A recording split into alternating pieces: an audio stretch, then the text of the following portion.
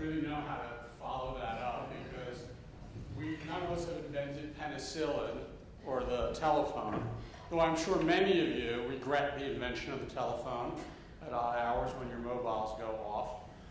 I want to invite our panelists up here, but I want to first frame out just what we're going to try to do. All right, so to be clear, why are some companies better at this than others? Okay, when we do the RPO Baker's Dozen, and I know there's I talk to companies and I say, well, how many companies are you going to RFP in your acquisition process? They go, we were thinking 13. That's not a coincidence, and that's not the right way to do it. The right way to do it is to use the grids, or you can call us and explain it to you. Every one of these companies is a great choice, but depending on the size of your program, the complexity, the industry, the type of job level that you might be looking for support on, one company or a few companies may be better choices than the others. Okay? So what we're going to do today is actually not really go into the unique capabilities of each company, though they'll be talking about that because I just can't stop them. Okay? But what we're going to be doing is talking about how to be a quality provider. And these are the things that when you are out there talking to companies looking for the opportunity to procure their services, that you want to listen for. Okay? The 13 companies on the HRO Today Baker's Dozen are like the top 5% of the companies that we track. So, I'd like to invite our panelists up. So, please come up, and then I'm going to have you all introduce yourselves and just tell them where you're from and your titles. Okay. So my name is Kimberly Hannaford. I'm a business development and solutions architect for Randstad Sourceright, and I'm a senior member of our EMEA team, responsible for multi-country solutions in this region. Hi everyone, I'm Andrew Manning. I'm from Cielo. I've worn many, many hats through the Oka House and Cielo journey, and the hat that I'm currently wearing now, I'm very proud to wear, is I'm head of sales now for EMEA at Cielo, so what a pleasure to be here today. Morning everybody, Tom Mason. I work for Pontoon. I'm the Senior Vice President for EMEA, and I live in London for them. All right, Stuart Cato. Stuart is filling in your program. You see Tom Elliot. Tom is actually not well today, so Stuart has stepped into Big Tom's big shoes. But go ahead. They are big shoes as well. They are about 6.5 feet tall. Yeah. My name's Stuart Cato. I'm Director of Workforce Solutions for Advantage XPO. And what I do is I run the operations for our RPO division. Morning all, I'm Jerry Wright. I'm Managing Director for the EMEA region for WilsonHCG. All right, so I'm going to ask some questions, put them to the audience, to put them to our panelists. It is a big world and someone has to staff it. So tell me how you can ensure, from a governance model perspective, that if someone buys a global RPO deal, that you can manage it globally for consistent service. So let me start with Kim. How does Randstad Sourceright make sure, from a governance perspective, you buy it here in the UK, it is just as good in the Philippines? Okay. So for us, a global governance model starts and ends well with a total commitment from both sides to 100% collaboration. And from a top-down approach, regular formal meetings to ensure a free flow of communication is absolutely critical.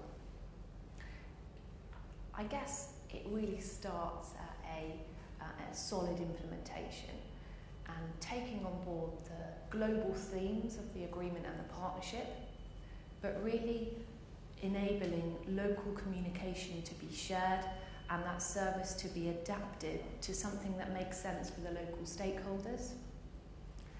And where we see this often do really well and also fail is quite visibly in the account team, and ensuring that the team that are in place are knowledgeable on their area, knowing what their area of expertise is, and that sounds silly, but actually someone in America talking about the specifics of France doesn't typically go very well, but understanding the clear responsibility, accountability, and escalation is key to making it a success. I think you know a lot about French wine, or just making fun of my accent. And Germanic. So I'm going to answer this in a slightly different way, so I'll tell a little anecdote, but bear with me. So when I joined Oka House, which then became Cielo when we merged with Pinstripe, my MD for many years was Sue Brooks. She was speaking yesterday. And when I first joined the company, I was like, where is this woman? I could never seem to get any time with her. Where is she? And then I finally realised that she was with our clients. She was with our big clients, she was with our small clients, she was with our UK clients, she was with our European clients, she was with our clients where everything was going brilliantly, and she was with our clients where there were challenges. And then I realised that that was governance, that was true governance, and everything that then filtered down from that in terms of framework models or agreements or structures was all valid and it was all great.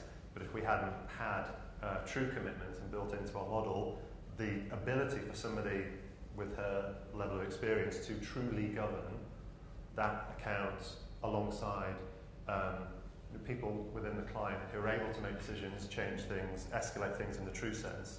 If we left that up, just to our recruiters and our account managers, good though that they are, and there is a valid need for a governance at that level. If we weren't truly trying to govern the service at a senior level, then we wouldn't be able to do that, especially in a global perspective. So obviously, as we've grown, it's impossible for the MD to always be doing that, but that baton was passed to other senior members within the organisation. And that is always built into our delivery model, that governance will come from having people who are knowledgeable enough and empowered enough to make changes as we go along. So I think that's a different way to look at governance, but hopefully that resonates. Tom Mason, Pontoon, how do you do it? Well, I don't know all the good answers are on that. But listen, it's about the build out, the design piece, and implementation is absolutely key. I mean, throwing the whole nice, very kind of you, Elliot, to say about a global deal, but I mean, if the governance isn't in place even for a national deal, things are going to start falling apart. And this is about clear, concise communication, ownership of absolutely the role that people are doing, and having a clear understanding of that. So, just talking about the great job that Sue's been doing, that's absolutely critical. There's continuity as well. There are companies sometimes that have been accused of bait and swap, so they bring people in at the beginning and then they take them out at the end. And the continuity is absolutely key. And if there is a change, then it's more communication and over-communication to make sure that everybody's taking it forward. So, and to add the further complication of the global governance structure on top of all of that, pretty interesting. We're currently rolling out in 81 countries with a client at the moment. So we kind of understand the governance piece very, very clearly, but there's also the differences between each of these organisations in each of these countries. There are certain rules and regulations and people that are different within each of the same company's organisation. So pretty complicated, but it is an analysis of the detail, continuity, and designing and building and taking ownership for the roles that you should take. Well, thank you. Let's talk about technology, because you cannot govern a global deal without even, some basic methodological tools and reporting tools, etc., which and all of you have fairly sophisticated ones. But let's talk about that technology as it applies now to the customer.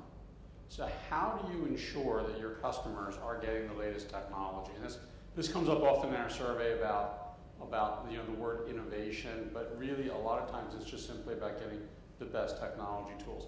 So let's go to Stuart Cato from Advantage. How do you make sure that your customers are getting the access to the latest technology?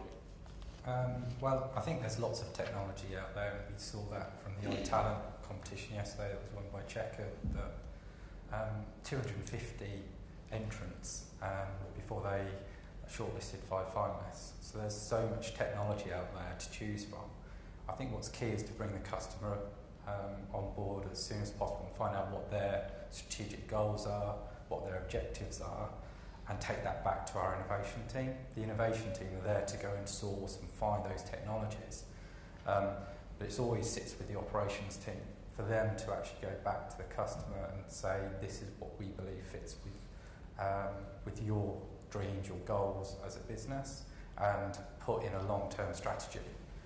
There are always technology being updated, so the next great thing might be today, but that might be out of date tomorrow. So it's about having a longer term strategy around technology, which you actually agree with your customer and know that might change over the months, years ahead, but at least you have something in writing that you both agree on, so you can bring innovation in every now and then. Jerry, how about you? How WilsonHCG, how do you ensure that the customers have the best technology? And I think you've made the point there early, best technology. It's not always about the latest technology. For me, it's about technology that's fit for purpose, products or solutions. And from our point of view, I think we'd probably adopt a phrase that Bill Bowman used yesterday afternoon. He talked about best testing, and by that I think what he was referring to was don't make your clients be the guinea pigs for the latest gizmos. From our point of view, we would always test new technology on ourselves before we'd consider rolling it out to a client. With regards to keeping abreast of what's happening in the market, our CTO and his team are continually scouring the market for the latest product offerings with a view to introducing those when tested by ourselves to our clients. And perhaps the last point I'd make is we've heard during a couple of the sessions this week reference to candidates being able to go a hell of a long way through the selection assessment process without any human interaction, and that's because the advances that technology has made in recruiting. From my point of view, I don't think as RPO providers we should in any shape or form lose sight of the fact that it absolutely needs a high-touch human intervention in this process, and absolutely crucial that if we're going to deliver our clients the best candidate experience for their applicants, then that human factor is equal, if not more important than the technology. Let me bring Tom Mason in. We had the opportunity, I just had the opportunity to see the technology infrastructure that you guys are rolling out. And we talked about it a little bit. How do you guys make sure that your clients have the newest technology?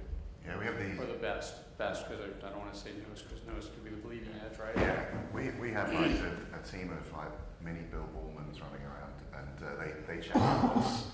Yeah. Bill will be really upset with that. Lots of very bushy beards. Yeah.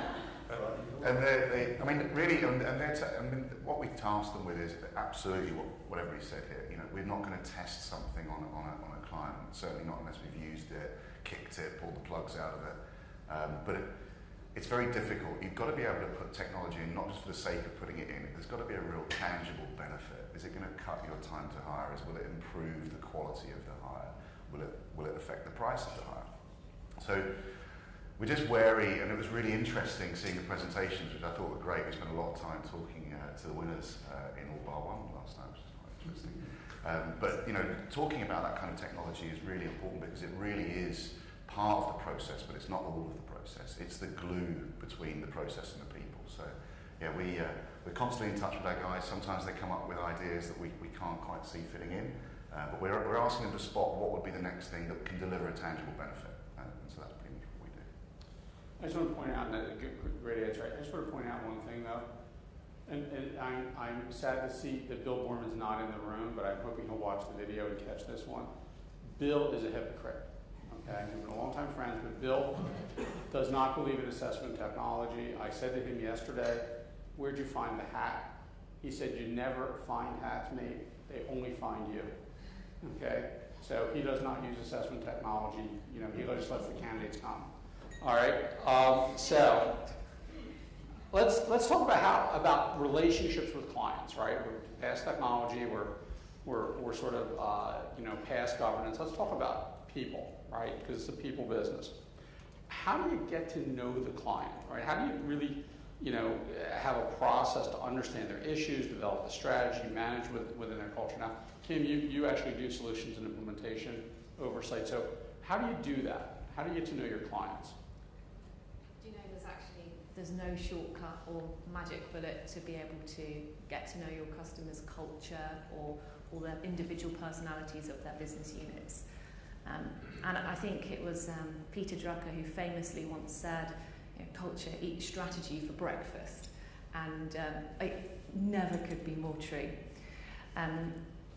I guess for us, the best partnerships that we've had with our customers have started from being able to spend time with multiple different stakeholders within those business units before any formal partnership was ever in place, trying to get to understand what makes them tick, some pain points, and actually working as a team in order to try and consult and develop solutions together before a formal partnership has taken place. There are obviously some things that we do once we have been awarded that help make it a smooth transition for our teams. So particularly if we are embedding an on-site team, one of the things we ask is if our teams can undertake our customers' induction programs. It helps us just understand what it's like for a new candidate entering that business, and also what it feels like to be part of that process. But actually, one of the key things that we've started doing in recent years is taking off-sites with our customers, going to canal exercises, going on a big boat together, away from work, to get to know each other outside of an office environment, to really kind of break down any barriers and understand each other on a new level. And that's been extremely successful in kind of furthering our relationships, understanding and the ability to approach one another about those really tricky things. All right, good. Jerry, WilsonHCG, while not the highest rank because of how we look at complexity and size of deals, had extraordinary scores on relationship issues. Okay, many of them you were at the top on those survey items. Tremendous culture, quality of service. How do you do that? How do you get to know the customer so well that you can provide such great service? Yeah, I think there are probably two key points to make on this. The first one is the fit between the individual recruitments, the recruitment team, and the client that they're going to be assigned to is absolutely crucial. And in that regard, our prospective clients meet all the people who are going to be dedicated to their account, working fully embedded within their business, and so essentially the client picks our team in the same way that we'll pick their own employees. And furthermore, once we go live, the individuals assigned to that client will go through typically exactly the same induction and onboarding process that the client's own new employees would go through. So from day one, they're absolutely taught to think exactly the way they would as if they were an employee of the client. I think that's probably the most critical factor. I think the second thing is that in my region, in the EMEA region, where we operate a fully dedicated, fully embedded model, then the risks of not understanding the client and not fitting with the client are reduced significantly from the situation they would be if those recruiters were working remotely, God forbid working offshore, and if they were dedicated to multiple clients rather than the one. So I think it's that complete embedded solution and that fully dedicated approach. Okay, so let's move from talking about the people at the clients and how you get to know them to talk about your own recruiting staff. And the most common complaint, by the way, on our survey we have 886 people took the survey last year globally. Of that 886, we're at about 55% are in North America, and the balance are spread across EMEA and APAC. So it really has become a global survey. Is the stability of teams, right? That recruiters are pulled on and off teams. Major pain point is something you want to talk to your provider about, the program they have for quality. But because when you get good recruiters on your team, it makes all the difference in the world at the baseline level. You know, the project management infrastructure, but the recruiters are what's driving the engine. So let's go to Stuart Cato from Advantage. We talked about the workforce all day yesterday. So are your recruiters a competitive advantage? And how do you hire and train to ensure that you have the best team? The answer to the first question is yes, most definitely. Our recruiters are our competitive advantage. Recruiters' roles have changed over the years. They're no longer just sourcers. They're the marketeers, they're the salespeople, they're the owners of the EVP. So it's critical for us to ensure that when we hire great recruiters, we keep them. And we do that through a training program. So the training program is set up actually by the recruiters. They design. Sorry. That's okay. Yeah, well, Erica. I didn't get that. So they design the training programs that they go on. They're also given a pot of money each year to decide what they want to spend that money on. We've all talked a lot about engagement during this summit, and that's keeping our recruiters engaged. And something we invest quite heavily in is the personal brand as well of our recruiters. For our recruiters to have a good personal brand means that it's great for us as a company, but also our client. But it gives our recruiters the opportunity to progress their careers. And as we all know, employees don't always stay with the organisation, but what we hope is they go off and be successful elsewhere and come back. And actually a recruiter that left us 2 years ago has come back to us this week and started again with us because they believe in the programme that we deliver and the engagement we get from those recruiters. Okay. One of the companies that was actually complimented on the stability of their teams was Cielo Talent, right? So you guys do a very good job with this.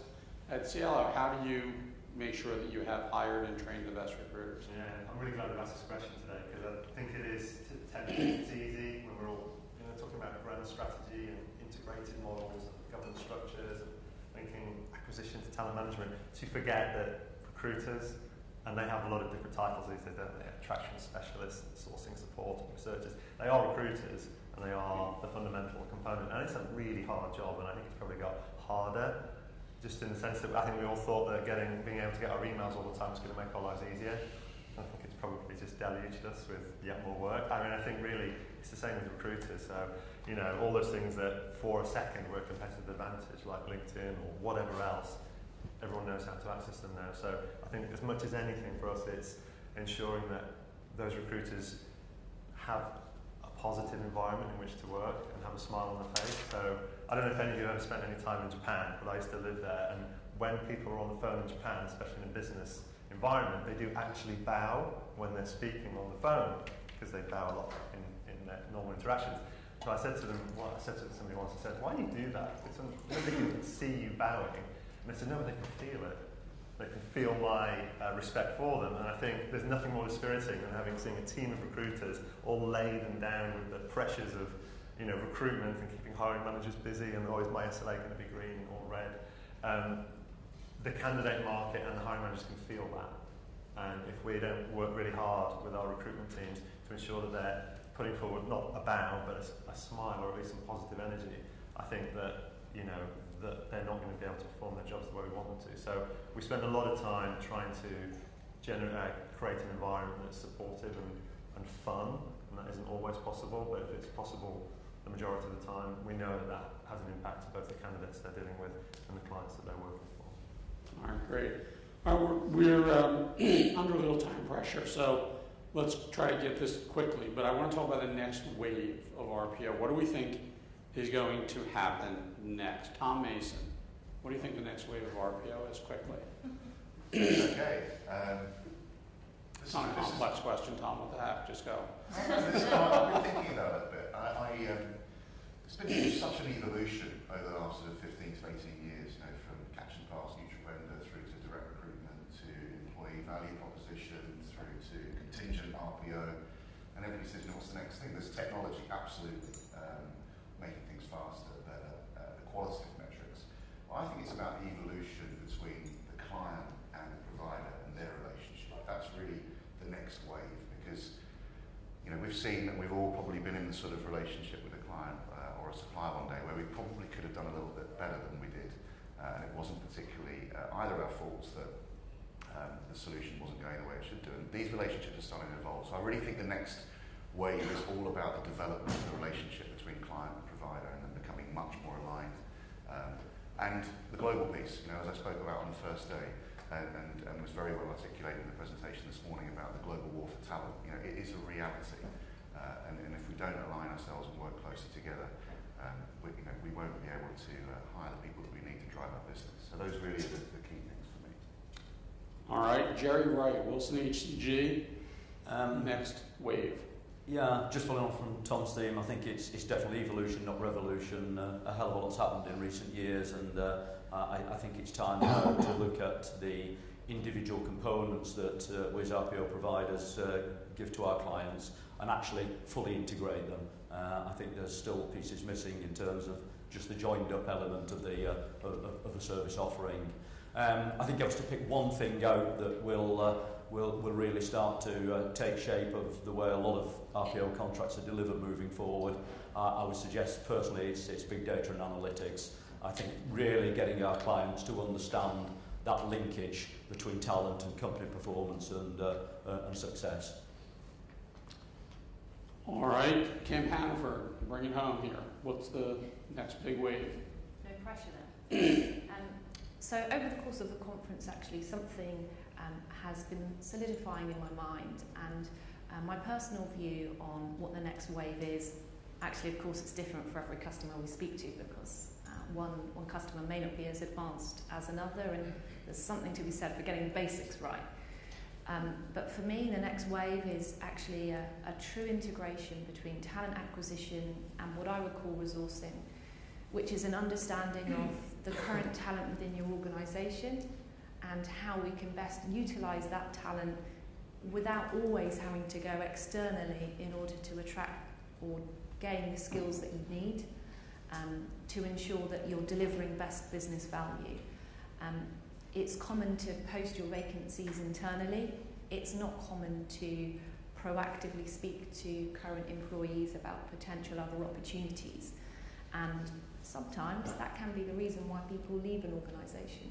So delivering a job enrichment and enlargement programme for your current employees that allows you to remain an employer of choice, but also from an integrated talent acquisition and resourcing perspective, a real partnership and a truly joined up approach. All right. So the last question, I'm going to go to everyone on the panel, but they're under a timer, right? As you can all see, I actually. It's very stressful. Yes, there big you go. All right, big so you're under numbers. a timer. 45 seconds. Okay, and we'll start with Jerry at the far end because you're so bashful. And we'll ask you, Jerry, why is WilsonHCG the best choice for RPO? What's your unique selling proposition? Okay, well, 3 weeks ago today, Elliot, you might recall you sat in our head office in Tampa in a meeting with me, and we were going through the data points on the latest Baker's Dozen survey. And you and your colleague Vince pointed out to us that year on year WilsonHCG scores higher than any other RPO provider in terms of service delivery, customer satisfaction. I think the bottom line is we are true partners for our clients. All right, very efficient. All right, good. Stuart Cato, Advantage XPO. Why are you better than everybody here? I can't really answer that in 45 seconds, and to be honest with you, it's just words coming out of my mouth, so you wouldn't necessarily believe what I'm saying to you. But what we're proud of, for a number of years now, we've been on the HRO Baker's Dozen list, and that is testament to our customers actually completing a questionnaire about us and what they feel about us. So that question should be asked of our customers, and I'm quite happy anybody here who wants to talk to our customers to find out why they think we're unique and why they chose us. All right, great. Tom Mason, you told me yesterday that your job was to convince everyone in EMEA that Pontoon Solutions was clearly the best. You can start right now. Go. Thank you very much. Okay, so I mean the uniqueness question, I think a lot of us provide similar sort of services, so I don't think there's a degree of uniqueness, but what it comes down to is the individuals in the organisation that deliver to you. And I really believe that Pontoon has the scar tissue internally, through experience, to be able to deliver first time successful implementation and the functions that you need. I also think we benefit certainly from being part of the Adecco group, so we're a Fortune 500 company and we employ 36,000 people ourselves, so we kind of get the whole degree of the importance of getting good people on board and retaining them. But using that infrastructure, we have a huge ability to be able to deliver quickly and give clients the flexibility they need. So. He's good. That was exactly 45 seconds. All right, Andrew Manning. Let's talk about Cielo. Why number 1 on the Baker's Dozen this year? Steady move up. Only an 8-year-old company. Why are you the best? There are a couple of components, I think, of the way we do things that are unique. So we're global. And we're able to provide a service in every theatre, but that service doesn't rely on offshore shared service centres. It doesn't rely on a branch network. We really want to work within the confines of an RPO agreement, and it doesn't rely on us having staff that are not dedicated to you. So it is entirely dedicated client by client. But actually, really, what's the differentiator is attitude. So it's just a can-do attitude. We try to push things forward. We try to go at the edges of what we understand and take our clients along that journey with us. And really, it's nothing more than if we know that if we get it right for the client, it'll be right for us. We know that. All right, great. Kim, I told you before the panel you had an unfair advantage because I've never known a man who could successfully win an argument with a woman. You're the only woman on the panel. So I figured I didn't want to throw them out in front of that, obstacle to winning. So you go last. Why is Randstad Sourceright the best company to partner with? So Randstad Sourceright is also part of a very large group with similar numbers to some of the other panellists that you've heard. In terms of what manoeuvring that group means, we're able to second individuals into a dedicated environment very, very quickly. So if you do have 1,000 vacancies you need to deliver by the end of the month, we have the infrastructure to support that globally. But more than that, our Sourceright teams are dedicated experts. What that means is that you could have a conversation in the US with a contact who can talk to you globally about what our recommendations would be for an RPO, give you a local contact for your regional team, and have that in place within a very quick period of time. So we're mobile, agile, and available. Wow, and that was good. Nice finish. All right, that is all the time we have today. I want to thank our panelists, Kim Hannaford, Randstad Sourceright, Andrew Manning, Cielo, Tom Mason, Pontoon, Stuart Cato from Advantage, and Jerry Wright, WilsonHCG. If you're interested in an RPO partner, find them after the panel. Thank you, everyone.